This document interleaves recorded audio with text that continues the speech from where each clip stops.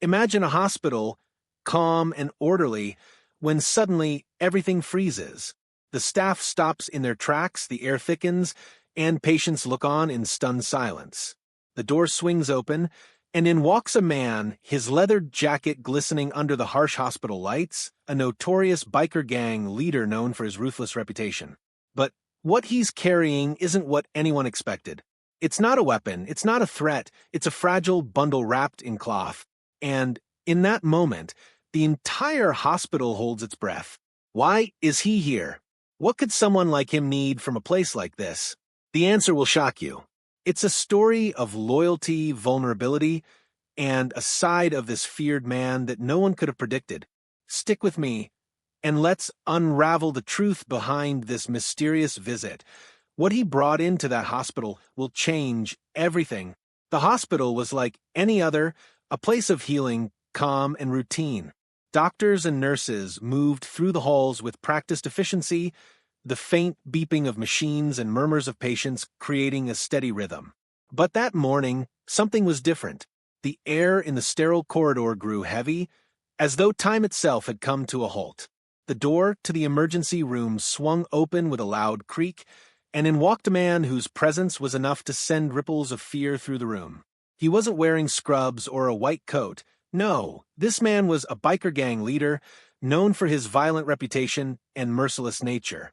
His entrance wasn't just noticeable, it was like a storm had entered, unsettling everything in its path. The hospital staff froze, their eyes wide with surprise and fear. This was a man who wasn't supposed to be here. What would bring someone like him into a place meant for healing? Was he here to cause trouble, to threaten someone, or worse, to unleash violence? But as the staff watched him carefully, something didn't quite add up. The fierce man they had heard so much about wasn't carrying a weapon or making threats. Instead, he held something carefully in his arms, wrapped in a bundle of cloth. It wasn't what anyone had expected, and that was when it hit everyone. This wasn't about power, violence, or control. The biker, feared by many, was here for a reason far more personal than anyone could imagine. What he carried in his arms would change everything. The truth behind his visit would reveal a side of him that no one had ever seen before. But who was he really? And what was in that bundle? The answer will leave you speechless. It was just another routine day at St. Mary's Hospital, a place known for its professionalism and the calm rhythm of its daily operations. The bustling halls were filled with nurses going about their rounds, doctors consulting with patients, and patients themselves, whether nervous or at ease, settling in for their treatments. The air, though sterile and clinical, was a comforting reminder of life's ordinary pulse, steady, predictable, and reliable. But that all changed the moment the door to the emergency room swung open. The sound of the door creaking echoed through the otherwise quiet hallway, and it wasn't just the door that drew attention. It was the man who stepped into the room. His entrance was enough to cause an almost tangible shift in the atmosphere. The chatter stopped, and every pair of eyes, whether from staff or waiting patients, were suddenly fixed on him. It was as if time itself had paused for a moment, held its breath, and waited for the next move. He was massive, his frame broad and imposing. His leather jacket seemed to swallow up the light in the room, the faint smell of gasoline and cigarette smoke hanging around him. His face was covered with a rough, unruly beard, his eyes dark and unreadable, shadowed by the brim of his worn cap. He had the kind of look that could freeze anyone in their tracks, a look that said, "Don't mess with me." The man wasn't just any biker. He was a leader of a notorious gang, feared throughout the city. His gang was known for causing trouble, for leaving chaos in their wake, for running illegal businesses, and being involved in some of the most violent turf wars the city had seen. This man, known simply as Razor, was a legend in the criminal underworld. His reputation was enough to make even the bravest individuals pause. The very mention of his name sent chills down the spine of anyone who had ever crossed paths with him. Razor wasn't the type of man you casually invited into your home or business, let alone a hospital, a place where healing was supposed to take place, not violence. But that's exactly what happened. Razor walked in, his boots clicking on the tile floor with every step, and the entire room froze. Nurses, who were always busy, immediately halted their work. A nurse who had been arranging a patient's chart paused mid-motion, her pen suspended in the air. A doctor who had been on the phone with a colleague fell silent, lowering the phone from his ear, his gaze fixed on the towering figure now standing in the doorway. For a moment, the room was eerily quiet.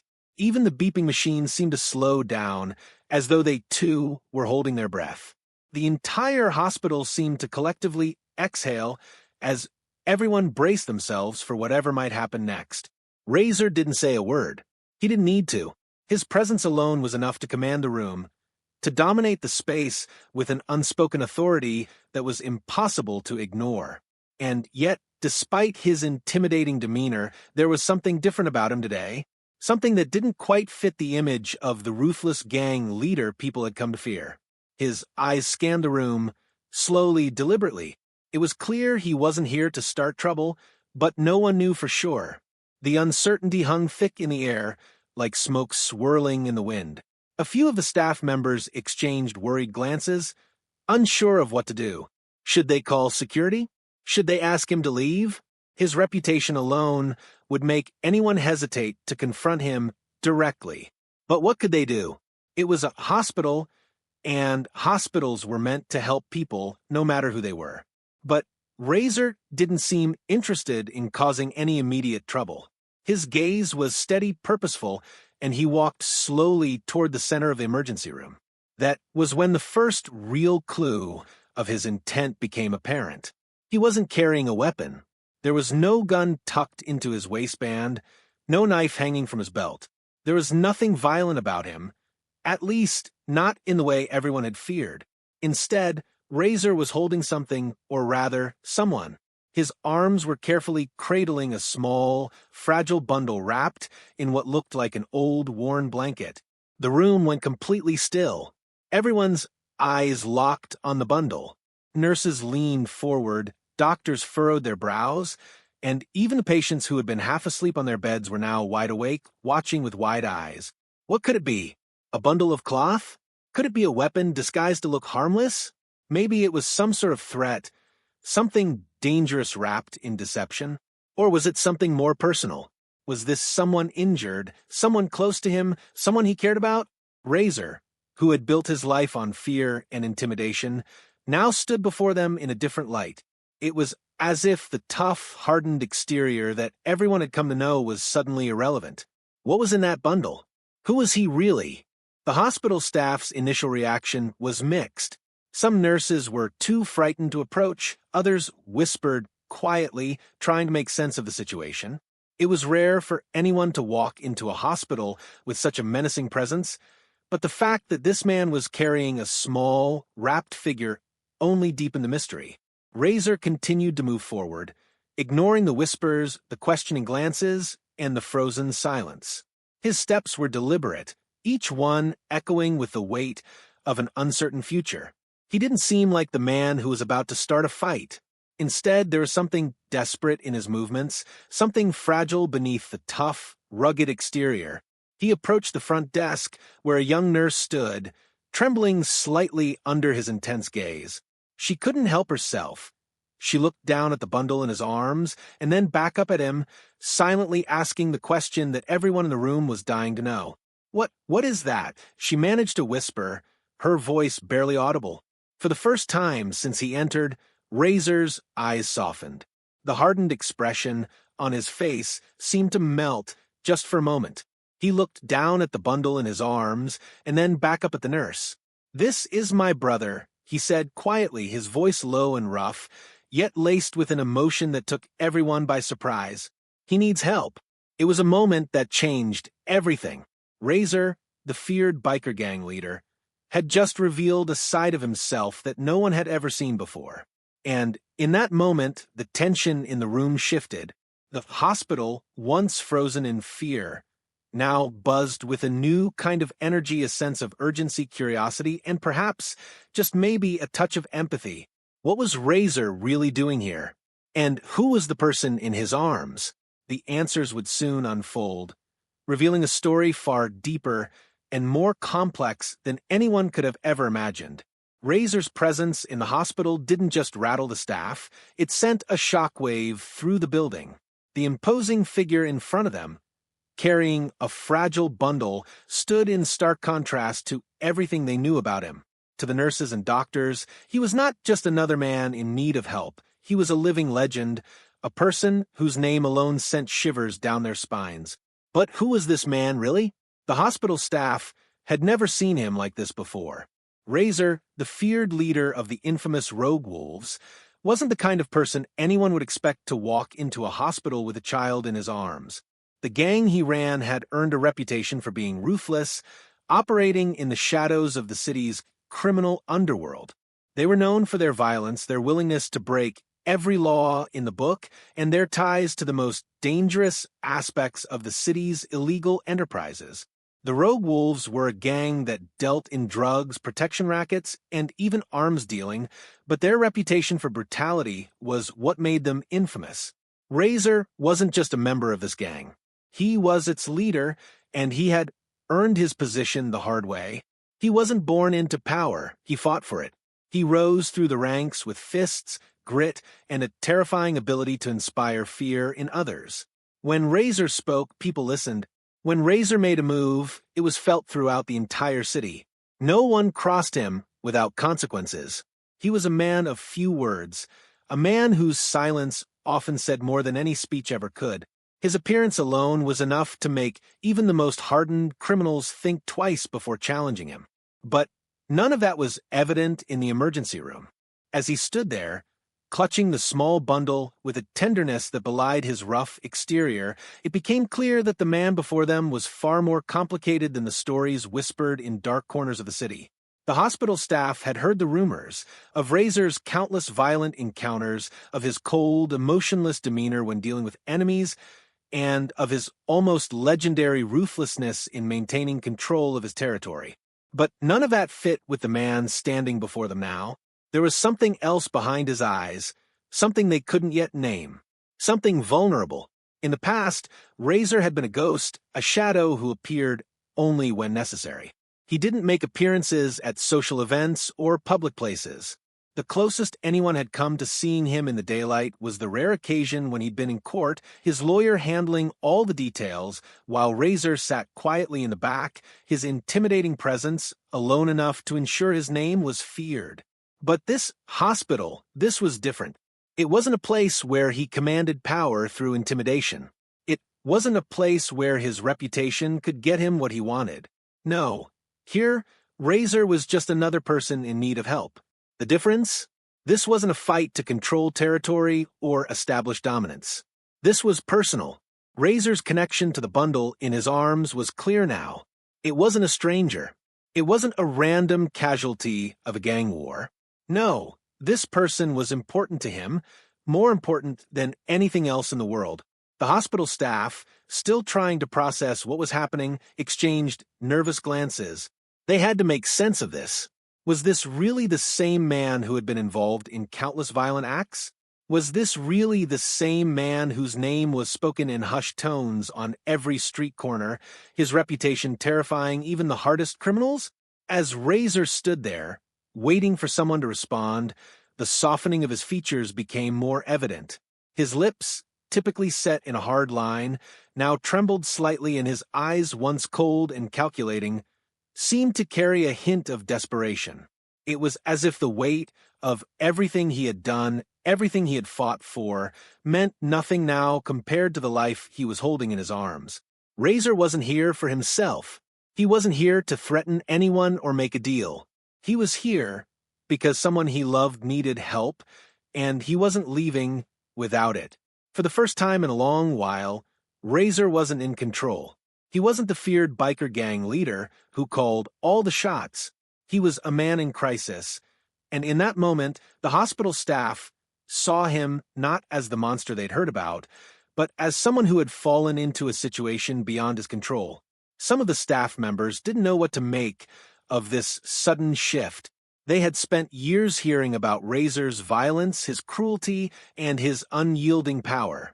To see him like this, vulnerable, desperate, even afraid, was jarring. Nurses who had once stood in fear of him now found themselves unsure of how to act. The tough guy they thought they knew had become a human being, facing a crisis that no amount of strength could fix. In that moment, the hospital staff saw a side of him they never expected. One of the younger nurses, a woman named Claire, took a tentative step forward. She had been working in the ER for over 3 years, and in that time, she had seen her fair share of dangerous people, but none of them had ever looked like Razor did now. Her heart pounded in her chest, a mix of fear and curiosity rising within her. What should she do? What could she do? Her training told her to stay calm, to treat everyone equally, no matter who they were or what they had done. "Sir," Claire began, her voice barely above a whisper. "What happened to him? Who is he?" Her question was soft but heavy with the weight of the unknown. Razor hesitated for a moment, his eyes drifting down to the bundle he held so protectively. He glanced at the nurse, his gaze hardening again for just a split second, but it was fleeting. He let out a deep, shaky breath before answering. "This is my brother," he said, his voice quieter than anyone could have expected. "He needs help. I don't know what else to do." The words hung in the air, leaving everyone in the room stunned. Razor, the man who commanded fear wherever he went, was now standing before them as a desperate brother, not a violent gang leader. And with those words, Razor's entire persona, the one he had worked so hard to cultivate, began to crumble, leaving the hospital staff with more questions than answers. Why was his brother in such a state? How had he gotten hurt? And most importantly, what kind of man was Razor really? Was he truly the heartless, cold individual they had been led to believe? Or was there more to him than anyone had ever known? In that moment, as Claire met Razor's gaze, she knew that this story was far from over. It was only just beginning, and what came next would reveal secrets none of them could have predicted. Razor had walked into their hospital as a feared gang leader, but he was leaving them with a question that could change everything. Who was the real Razor? And what was he willing to do to save the one person who mattered most to him? The emergency room, once buzzing with uncertainty, was now filled with a strange stillness.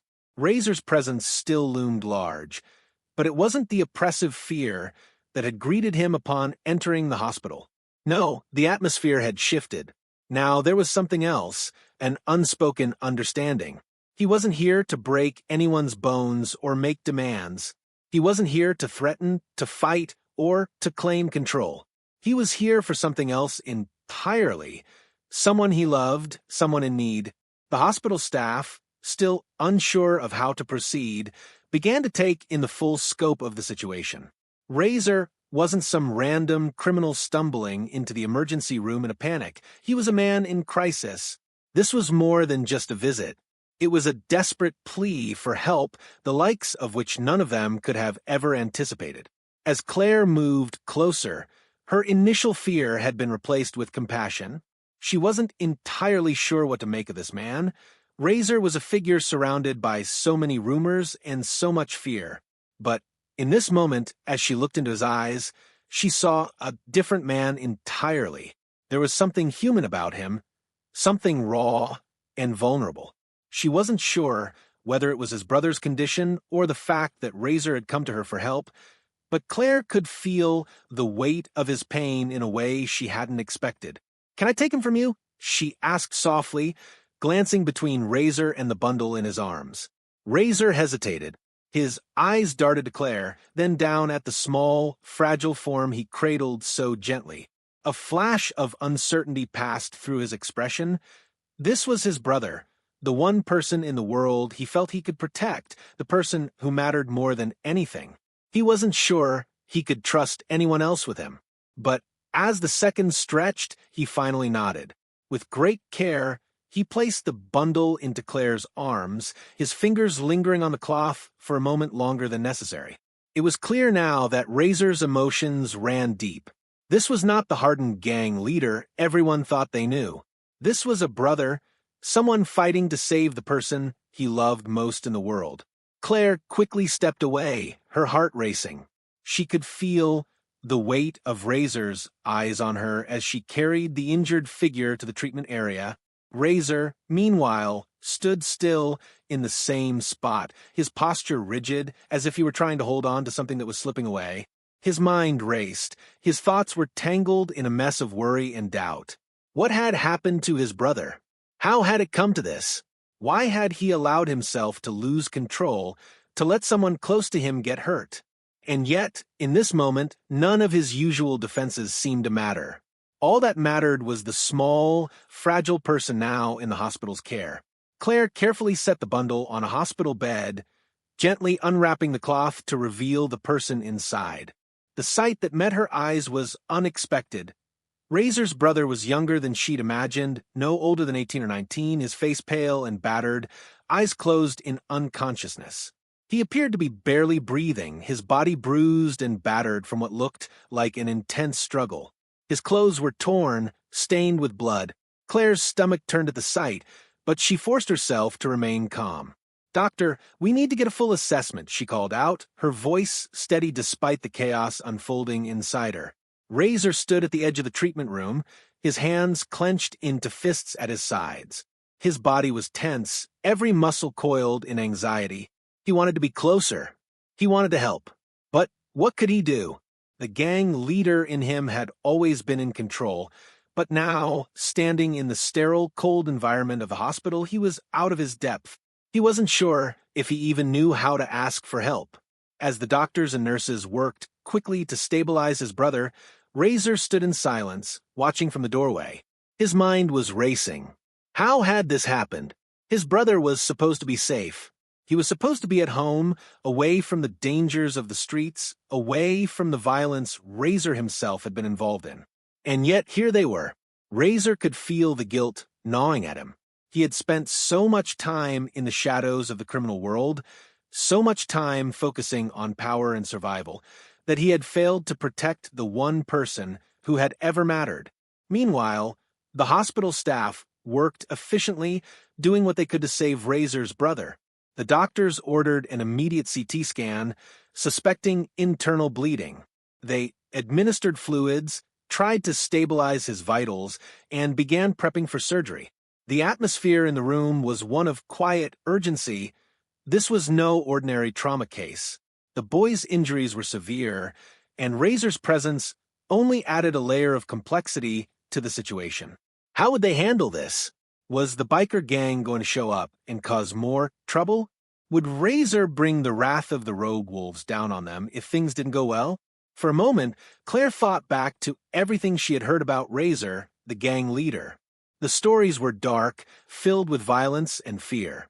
People feared him for his cold, merciless actions. They feared the gang he led, a group known for leaving destruction in their wake. But standing in that hospital room, watching him as he stared at his brother, she saw something completely different. There was no anger in his eyes, no threatening posture. There was only worry, only love, and something that looked like regret. As Razor watched the medical team work, his mind drifted back to the past. His brother, Jace, had always been the one person he had tried to protect. Razor had grown up in a rough neighborhood, the son of a single mother who had struggled to make ends meet. From a young age, Razor had learned that strength was the only thing that mattered, that survival was a game where only the strong could win.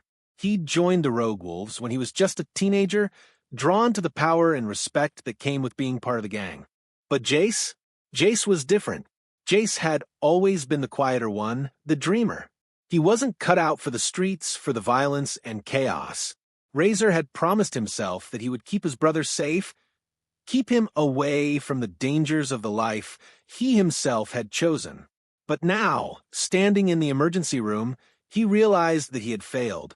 Jace had become entangled in something darker, and Razor was left to pick up the pieces. As the minutes stretched on, Razor remained in the doorway, fighting the urge to walk in and demand answers. He had no idea what was happening to his brother, and the unknown gnawed at him, pulling him into a vortex of frustration. But there was nothing he could do except wait. The only thing he could control was his next move, and that would come soon enough. because Razor had never backed down from a fight, and this one, it seemed, was far from over. As the minutes ticked by, Razor's mind churned with 1,000 thoughts. He tried to focus on his brother, lying unconscious and vulnerable on the hospital bed, but the harsh reality of his life kept creeping in. Razor had never been the type to let his guard down. His life had been one of constant fight against rivals, against the law, and most of all, against the demons that haunted his past. But as he stood there, his eyes fixed on Jace, his younger brother, a deep sense of helplessness gnawed at him. For all his power, all his control in the criminal underworld, he couldn't fix this. He couldn't protect his brother from whatever had led him to this moment. The doctors continued their work in the treatment room, but Razor didn't move. His posture was rigid, his jaw clenched tight.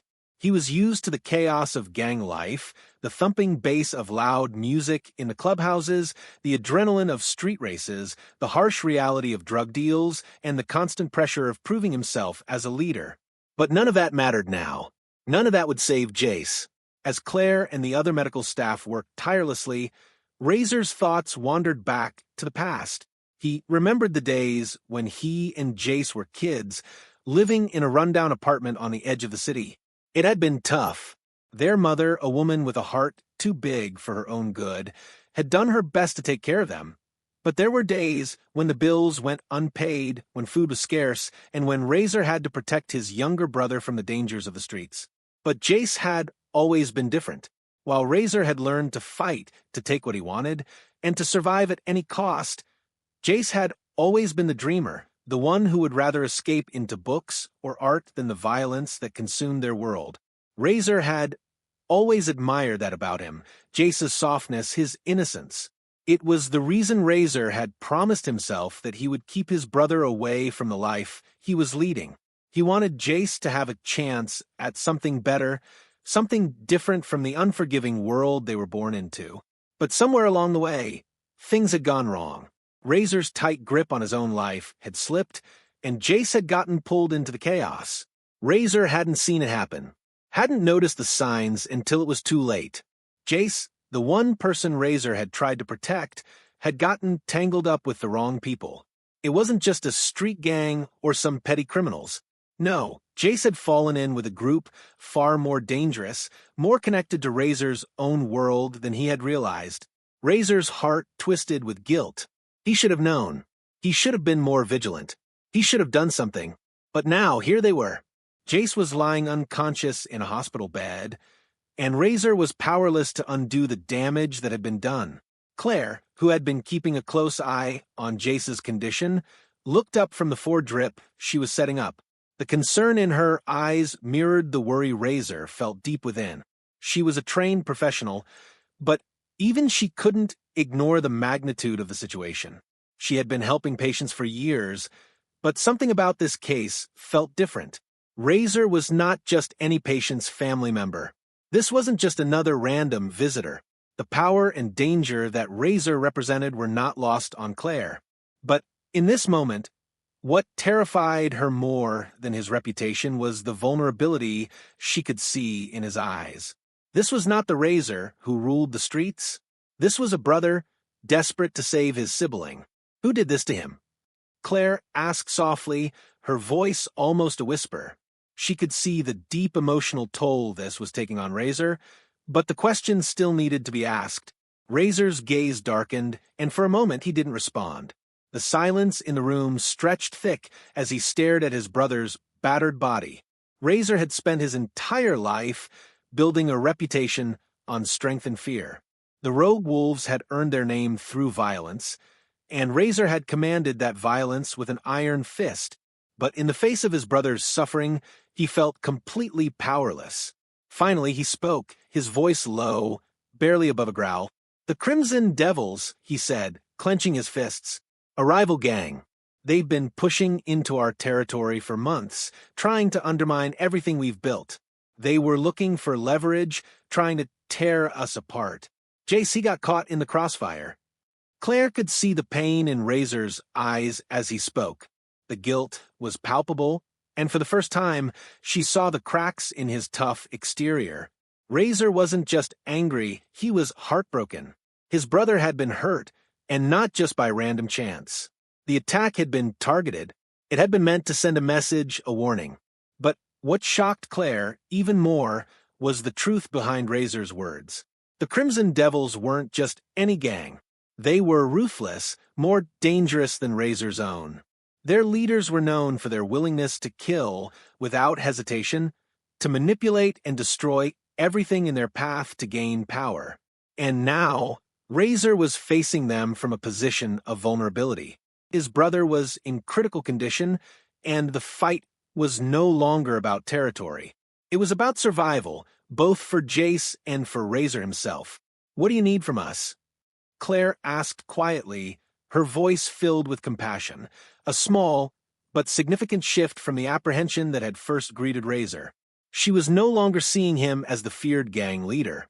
In this moment, she was seeing him as a man, as a brother who would do anything to save someone he loved. Razor's jaw tightened, and he stepped closer to his brother's bed. His eyes lingered on Jace's pale, unconscious form for a moment before he answered, his voice rough, raw with emotion. "I need you to save him. Whatever it takes. I don't care about the cost. Just save him." The request was simple, but the weight of it was immense. Razor had always been the one in control. He had always been the one to make decisions, to command, to dominate. But now, as he stood before Jace's broken body, he was asking for something he had never asked for before. Help. He was placing his trust in these people, people who had once been afraid of him, who had once seen him as nothing more than a criminal. But this was not about power. This was not about fear or control. This was about love. Razor wasn't just a gangster anymore. He was a man broken by the suffering of the one person he had sworn to protect. Claire, who had seen countless cases of violence and pain, could see the truth in his eyes. There was no bluffing here, no pretense. Razor was desperate, and for the first time, it seemed as though the hardened gang leader might finally have met something he couldn't fight, something more powerful than him. Razor was terrified, and that, more than anything, made Claire realize that saving his brother was going to be a battle far more complicated than any they had fought before. The emergency room, once a place of controlled chaos, now felt like a battlefield. Razor stood by the bed, his eyes never leaving Jace, while the medical team worked with an urgency that spoke volumes.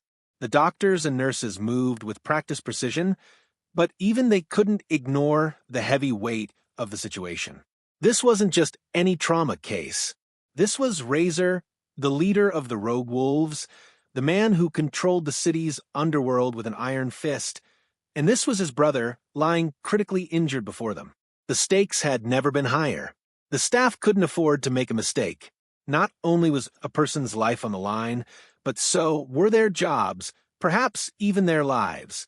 Razor had made it clear, with his quiet desperation, that he wasn't here for any more trouble. He didn't want violence. But the hospital was no longer just a neutral ground. It was a powder keg, and everyone in the room knew it. Dr. Harris, the head surgeon on call, was a seasoned professional who had dealt with his fair share of complicated cases, but nothing like this. His experience told him that Jace's injuries were severe: internal bleeding, broken ribs, a possible punctured lung, and several contusions on his head. But what concerned him even more was the subtle presence of Razor, lingering by the bed like a shadow, every movement tense and deliberate. Dr. Harris could sense the quiet rage that Razor was trying so hard to control. It was clear that the leader wasn't accustomed to feeling powerless. "We need to get him stabilized and fast," Dr. Harris muttered to Claire, who had remained by Jace's side. "His vitals are unstable, and we're going to need an immediate transfusion. Start prepping the Oneg blood." Claire nodded, moving swiftly, her heart pounding with the responsibility. She knew she had to remain calm for Jace, for the team, and even for Razor.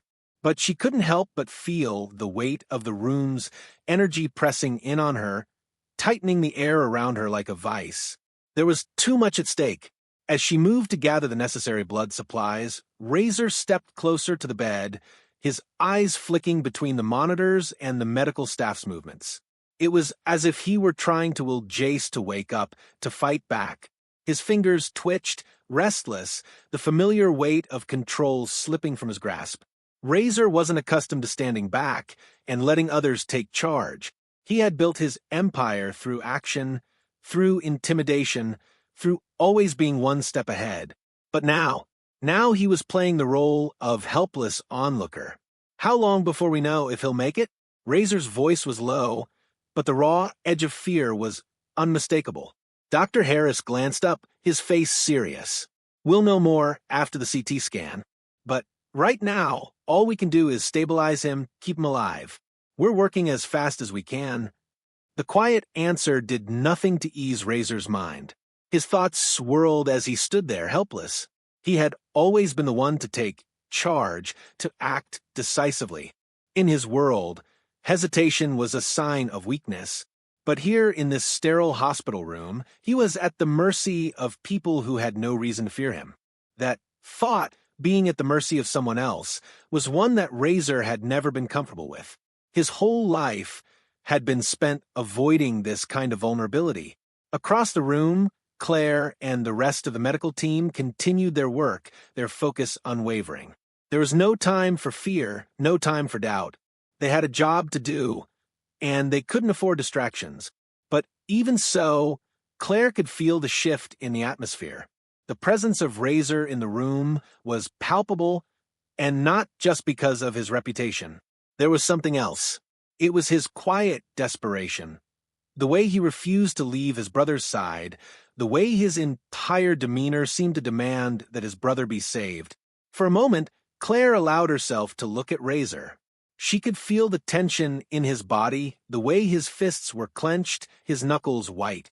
It wasn't just anger that was pushing him forward. It was fear. She had seen this before, when a person, no matter how tough, no matter how intimidating, faced something they couldn't control. She had seen this look in Mother's eyes, in Father's eyes, in the eyes of those who had no other option but to trust the people around them. Razor wasn't a monster, at least not in this moment. He was just a man, standing on the edge of losing everything that mattered. Dr. Harris snapped his gloves off and addressed the team. Prepare for surgery. We're going in. Claire, get those blood bags ready. Claire's hands were steady as she grabbed the blood bags from the refrigerator and began to prepare them for the transfusion. She felt the weight of Razor's eyes on her as she worked. For a brief moment, their gazes met, and Claire couldn't help but see the conflict in his. There was a depth to him she hadn't expected. She had heard stories of the crimes he'd committed, the ruthless decisions he'd made. But right now, Razor wasn't a gang leader. He was a man who needed help, and that realization shook Claire to her core. But even as she felt a spark of empathy for the man who had instilled fear in the entire city, she knew she couldn't let it cloud her judgment. She was here to save Jace, not to dwell on the complexity of Razor's emotions. She turned back to the blood bags, focusing on the task at hand. Razor, still standing silently by the bed, clenched his jaw. He wasn't used to waiting, not like this. His mind raced with thoughts of what he needed to do next. The Crimson Devils were responsible for this, he knew that much. But he couldn't do anything about it now. All he could do was wait and hope. The longer he stood there, the more the truth settled in. No amount of power, no amount of money, no amount of fear could save his brother. Only the doctors and nurses here could do that. And Razor had no choice but to trust them. A sudden beep from the monitor startled Razor, and he glanced at it, his heart leaping into his throat. The doctors moved quickly, adjusting the settings, but Razor's pulse was racing. His body tensed, and his breath hitched. He's stable, Dr. Harris said with a nod. For now. Razor exhaled sharply, feeling the pressure of relief flood his chest. But it was fleeting. This wasn't over. Claire, now ready with the blood transfusion, moved closer to the bed and started to administer it. Razor watched closely every movement, every step they took, wondering if it would be enough. But there was nothing else he could do. The professionals were in charge now. All he could do was wait. And as he stood there, a new kind of fear crept into his chest. the fear of losing the one person he had promised to protect, the fear of failing. And for the first time in years, Razor was forced to confront the one thing he couldn't control, the fragility of life itself. The hospital had taken control of the situation, but Razor wasn't done yet. The Crimson Devils had hurt his brother.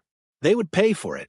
Once Jace was out of danger, Razor would return to the world he knew, the world he controlled.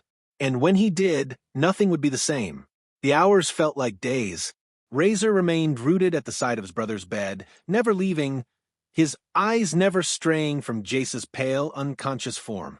Time seemed to stretch on, the sterile hum of machines in the background a constant reminder of how precarious the situation was.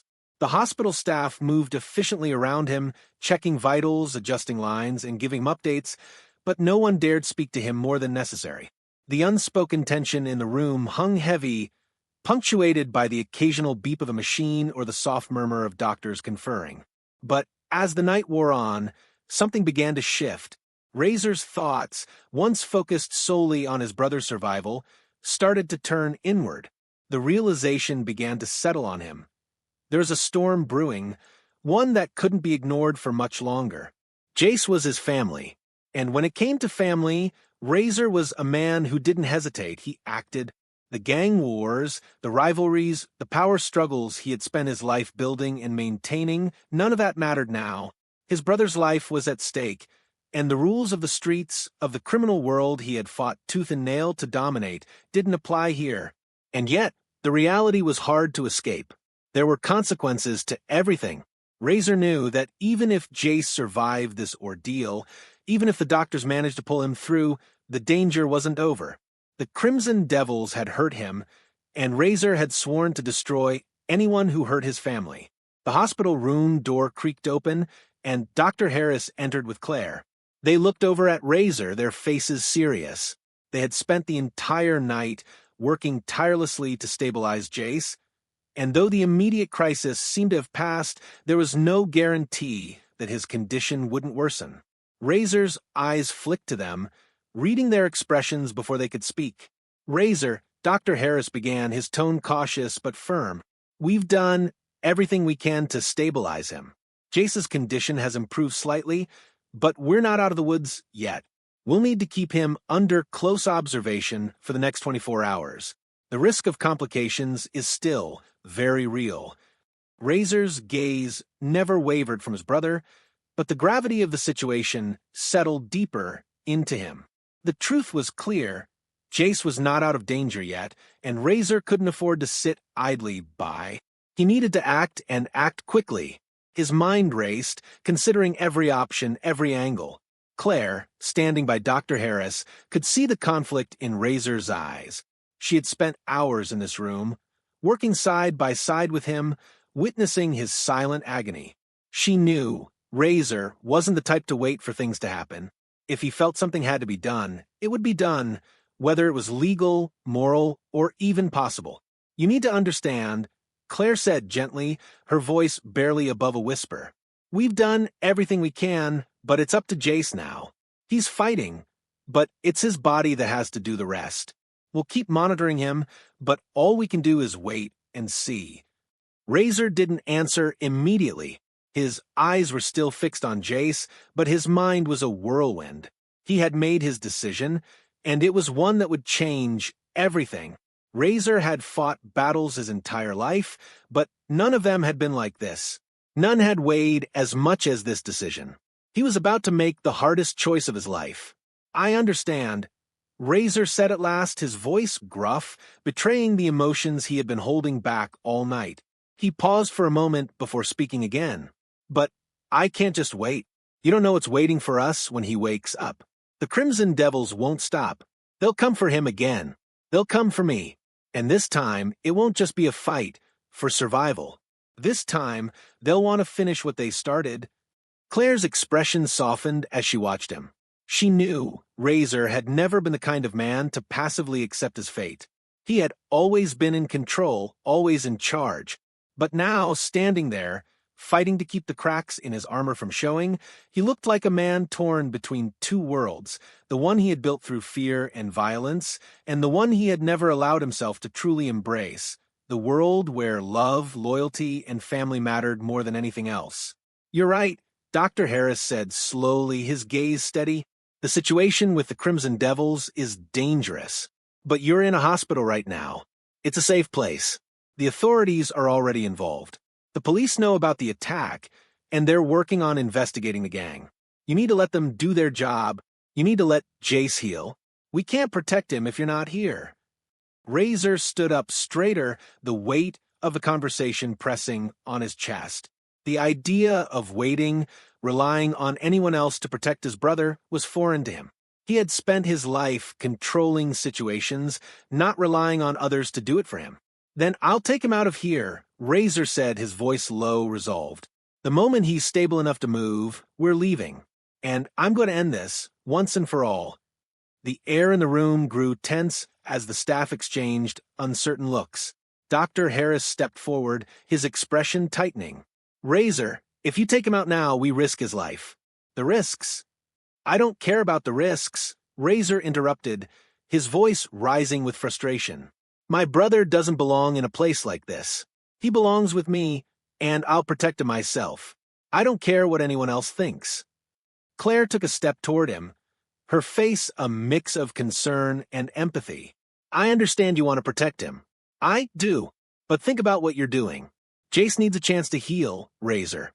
You can't fight every battle. Not this one. Not now." But Razor wasn't listening. His mind was made up. There was no other option for him. If he had to take Jace out of the hospital and run, he would. The gang, the danger, it didn't matter. He had to protect his brother at any cost. And if that meant risking everything he had built, the life he had fought for all these years, then so be it. As the medical staff continued to try to reason with him, Razor's focus shifted. There was only one thing on his mind: his brother's survival. The battle for control, for safety, was just beginning. But this time, Razor wasn't going to fight the world alone. He was going to fight to keep the only family he had left safe. The final twist was clear now. Razor, the feared gang leader, was willing to risk everything for his brother. The man who had built his life on fear was now standing in a place of pure, unfiltered love. The stakes had never been higher, and the outcome was uncertain. But one thing was for sure.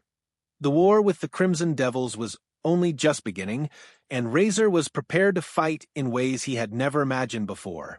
If you've been following the story, you've seen the transformation of Razor from the feared gang leader to a man driven by love and desperation.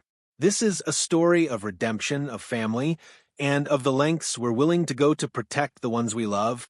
Razor's decision to leave everything behind to fight for his brother's survival is a moment of truth, a moment where loyalty outweighs power, where vulnerability becomes strength. But this isn't the end. What will happen next? Will Razor's brother survive? Will the Crimson Devils come after them with full force? There's still so much left to uncover. If you're as hooked as I am, don't forget to hit that like button, subscribe to our channel, and leave a comment telling us what you think Razor should do next. Should he stay and let the authorities handle it, or should he take matters into his own hands? I want to know your thoughts.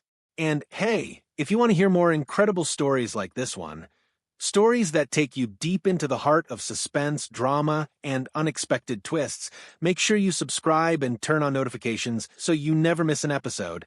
Thanks for watching and stay tuned for more. We're just getting started.